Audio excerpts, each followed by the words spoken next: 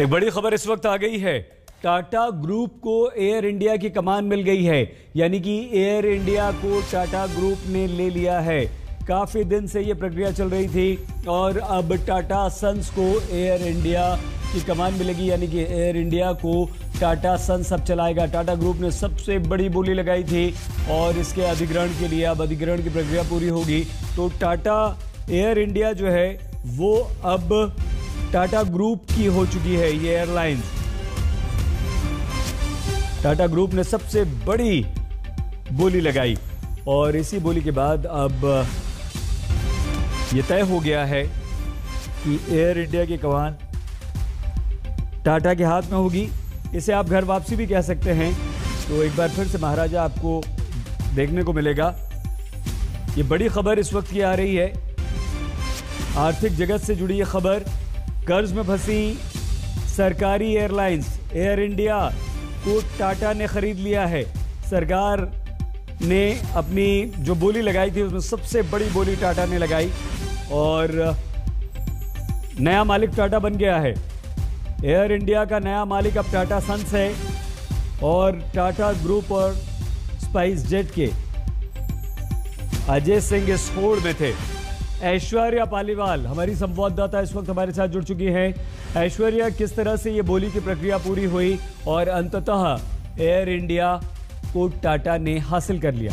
ऐश्वर्या, देखिए सईद, ये खबर मैं आपको याद दिला दूं, सबसे पहले आज तक नहीं ये खबर बोली थी।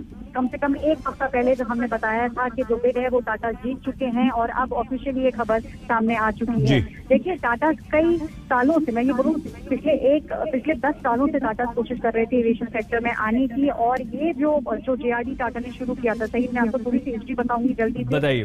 एयर इंडिया जिसको टाटा एयरलाइंस कहा गया था, वो शुरुआत जेआरडी टाटा नहीं करी थी। सिर्फ शुरुआत ही नहीं करी थी, वो हिंदुस्तान के पहले लाइसेंस पायलट थे और जो पहली उड़ान थी उस समय टाटा एयरलाइंस की, वो जेआरडी टाटा ही खुद उड़ा के लेके गए थे।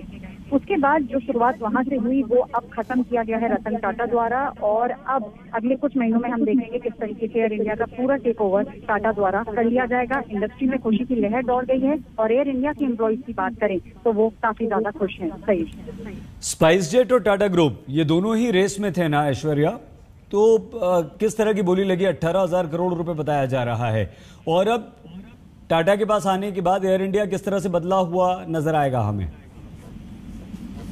जी बिल्कुल, देखिए ये बात बिल्कुल सही है कि हम ये देखेंगे कि रूप बदल जाएगा। जिस तरीके से हम सुन रहे थे पिछले कई सालों में एयर इंडिया जो है काफी ज्यादा मुश्किल समय से गुजरा है। एम्प्लॉइज की सैलरी की बात करी जाए, अगर ये बात करी जाए कि सैलरी उनको समय पे नहीं दी जा रही थी, कई सारी स्ट्राइक्स भी हो रही थी, वो सब चीजें अब सॉर्ट आउट हो जाएंगी। सही, एक बात और मैं आपको बता दूं, अगर रूट की बात करें, हिंदुस्तान में सबसे अच्छे रूट इस समय एयर इंडिया के पास है। तो उम्मीद यही है कि एक बार फिर से महाराजा कही जाने वाली एयरलाइंस जो है वो फिर से एक बार उसको वो दर्जा दोबारा मिल जाएगा। सही, लेकिन ऐश्वर्या ये भी तो है ना कि जो एयर इंडिया का घाटा था या जो कर्ज था, क्या ये कर्ज भी अब टाटा की तरफ जाएगा? सब कुछ उसे देखना है, सीधी सरकार की अब कोई भागीदारी, कोई जिम्मेदारी नहीं होगी इसमें?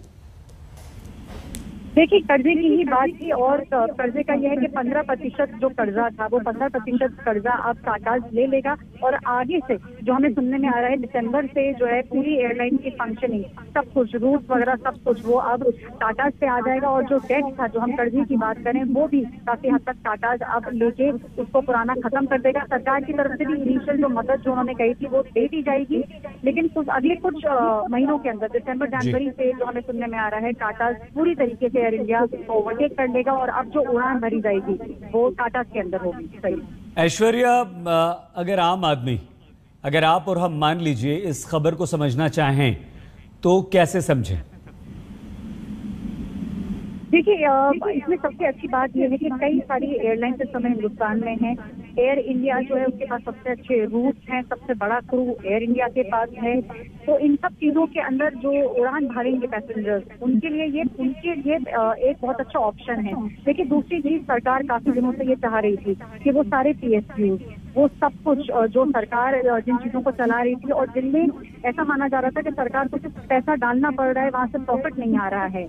ऐश्वर्या, आपको रोकना पड़ेगा और हम एयर इंडिया के जो एम्प्लॉइज हैं, कर्मचारी, उनके बारे में भी आपसे एक सवाल पूछेंगे, लेकिन इस वक्त एयर इंडिया प्रेस कॉन्फ्रेंस कर रहा है, सीधे लिए चलते हैं। 46,239 crore. And then, I mean, I would rather, instead of this breakdown, I'll give you the final figures. The total debt as on August 31, 2021 will be 61,562 crores.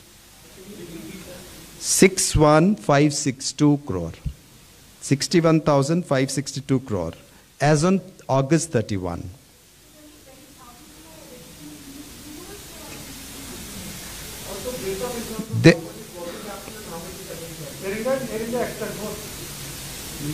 No, we'll come to that. Let me give in a simpler way. 61,560 crore. Out of that, the debt which will be taken over by the successful bidder will be 15,300 crore. As you said, that 18,000 crore is the bid, of which 15% consideration will be cash and 85% will be debt. So 15,300 crore will be taken off. So debt position after debt taken over by the successful bidder will remain 46,262 crores. That is the debt which is remaining. 46,262 crore. This is going to be going to the AIAHL. 46,262 crore.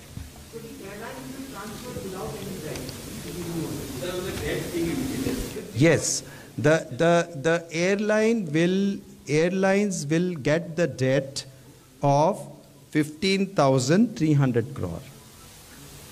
Because that is the construct. You quote the debt you are going to take and the rest will be hived off. Now, I would like to highlight here an important point. What is it that the government has put in Air India since 2009 and 10? The government has put in 54,584 crore as cash support. Since 2009-10, I am telling, not prior to that. And 55,692 crore as guarantee support. So, in total, government support since 2009-10 has been 1,10,276. Air India को Tata sons ने खरीद लिया है, वो कर्ज में चल रही थी। देखते रहिए आज तक।